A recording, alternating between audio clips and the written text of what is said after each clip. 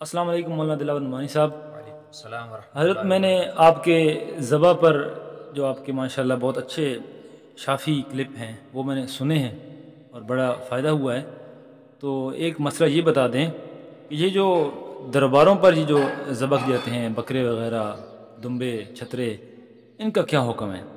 کیونکہ ما اہل لغیر اللہ کا جب مسئلہ کسی کو بتایا جاتا ہے تو وہ آگے سے کہتا ہے کہ ہم تو بسم اللہ اکبر پڑھ کر ذبح کرتے ہیں، تو اس کا کیا حکم ہے؟ کیا وہ بسم اللہ پڑھنے سے حلال ہو جاتا ہے؟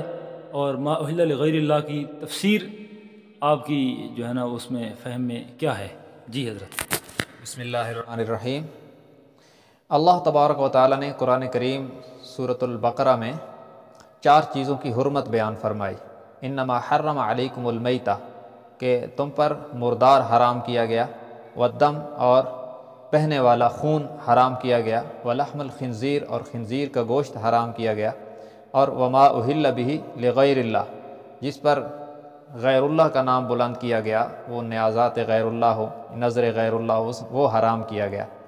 اب رہی یہ بات کہ ہم اس پر جو چیز درباروں پہ جا کر ذبح کرتے ہیں اس پر بھی ہم کہتے ہیں جی بسم اللہ اللہ اکبر، تو وہ حرام کیسے ہو گئی؟ اس میں اصل بات یہ ہے کہ شریعت میں ذبح صرف تقرب اللہ، یعنی اللہ کا تقرب حاصل کرنے کے لیے، اللہ کی خوشنودی حاصل کرنے کے لیے، اللہ تبارک و تعالیٰ کی رضا حاصل کرنے کے لیے ذبح کیا جائے تو وہ حلال ہے۔ اگر اللہ کے علاوہ کسی زندہ یا مردہ کا تقرب حاصل کرنے کے لیے جانور کو ذبح کیا جائے تو وہ حرام ہے۔ تفسیر عثمانی میں اسی جگہ پر مولانا شبیر احمد عثمانی رحمہ اللہ نے لکھا ہے کہ اگر کسی کا مہمان آئے اور وہ مہمان کی خوشی حاصل کرنے کے لیے جانور کو ذبح کر دے کہ اسے ذبح ہوتا دیکھ کر میرا مہمان خوش ہو جائے تو وہ بکرا بھی حرام ہے۔ تو اسی طرح اگر کسی دربار پر، کسی بزرگ کے دربار پر، حضرت علی حجویری رحمہ اللہ کے دربار پر یا بابا حافظ جی رحمہ اللہ کے دربار پر، یہاں آپ ٹوک رہے ہیں، یہ پہلے یہ رواج تھا کہ جب کوئی بادشاہ کہیں جاتا تو وہ اس کے استقبال کے لیے لوگ بہت سی چیزوں کو ذبح کرتے تھے، اس کے استقبال، اس کے بادشاہ کے تقرب کے لیے، تو وہ بھی کیا حرام ہے؟ بالکل ذبح صرف اللہ کا تقرب حاصل کرنے کے لیے کیا جائے تو وہ حلال ہے، اس پر تکبیر پڑھی جائے، جیسے ہم کہتے ہیں نا بسم اللہ اللہ اکبر، اللہ کے نام کے ساتھ، اور اللہ بہت بڑا ہے، تو یہ جانور اس کے نام پہ قربان ہوتا ہے اور اسی کی رضا پہ قربان ہوتا ہے۔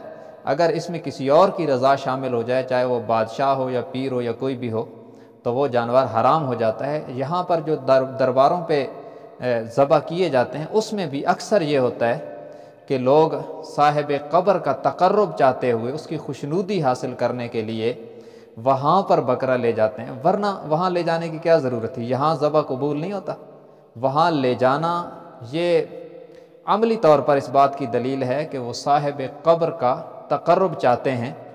تو جب صاحب قبر کا تقرب مطلوب ہوگا تو چاہے اس پر بسم اللہ اللہ اکبر 100 بار پڑھ کے بھی چھری چلا دیں تو وہ حلال نہیں ہے، اللہ کی نظر میں حلال نہیں۔ وما اہل بہ لغیر اللہ میں آ گیا اور قرآن کریم میں اس کو صراحتاً حرام قرار دیا۔ اور یہاں پر جو آیت میں ترتیب ہے، مفسرین کہتے ہیں کہ یہ ترقی من الادنی الی الاعلی ہے، یعنی اس میں سب سے کم حرمت مردار میں ہے، پھر دم مسفوح بہنے والے خون میں ہے، پھر خنزیر کے گوشت میں ہے، اور سب سے اعلیٰ درجے کی حرمت اس جانور کے گوشت میں ہے جس کو غیر اللہ کا تقرب حاصل کرنے کے لیے ذبح کیا گیا ہے۔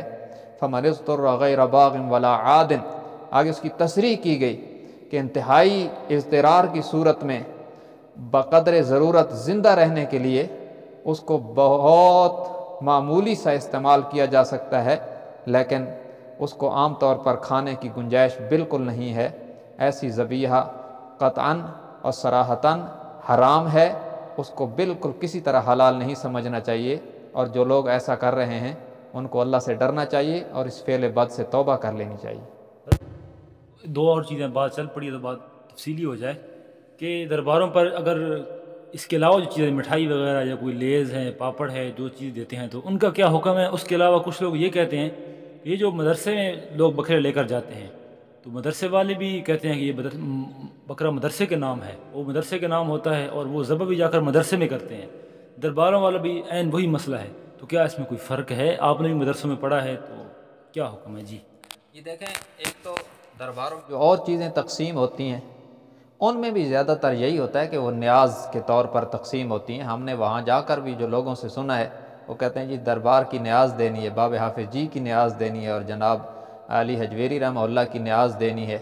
تو اگر ان چیزوں میں بھی صاحب قبر کا تقرب مقصود ہو، صدقہ کر کے اس کا تقرب مقصود ہو، تو پھر اس کا بھی وہی حکم ہوگا۔ باقی جو اور دکاندار وہاں پر چیزیں بیچ رہے ہیں وہ حرام نہیں ہوتی، وہ تو ان کا کاروبار ہے، وہ حلال ہے۔ لیکن جو لوگ وہاں سے لے کر وہاں پر فری تقسیم کرتے ہیں اور صاحب قبر کا تقرب چاہتے ہیں، ان کا بھی وہی حکم ہے جو کہ پہلے بکروں کا حکم ہے۔ اب رہی بات کہ جو مدارس میں لوگ بکرے لاتے ہیں، مدرسے میں صدقہ دیتے ہیں، وہاں پر یہ بات نہیں ہوتی۔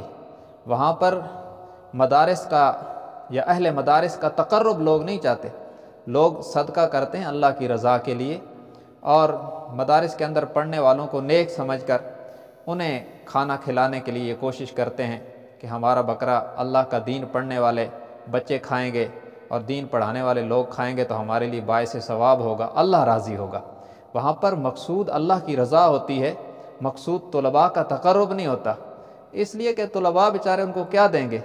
وہ تو مسافر اور مسکین لوگ زیادہ تر مدارس میں میرے جیسے معذور لوگ پڑھتے ہیں، جن کے پاس کچھ ہوتا ہی نہیں ہے، وہ ان کو کیا دیں گے؟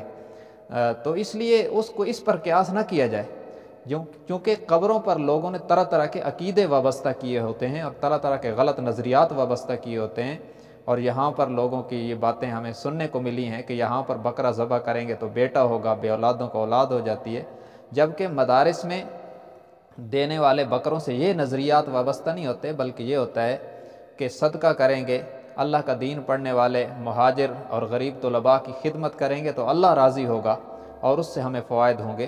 تو دونوں صورتیں اپنی اپنی جگہ الگ الگ ہیں، اس لیے دونوں کے احکامات بھی جدا جدا ہیں، دونوں کا ایک حکم نہیں ہے۔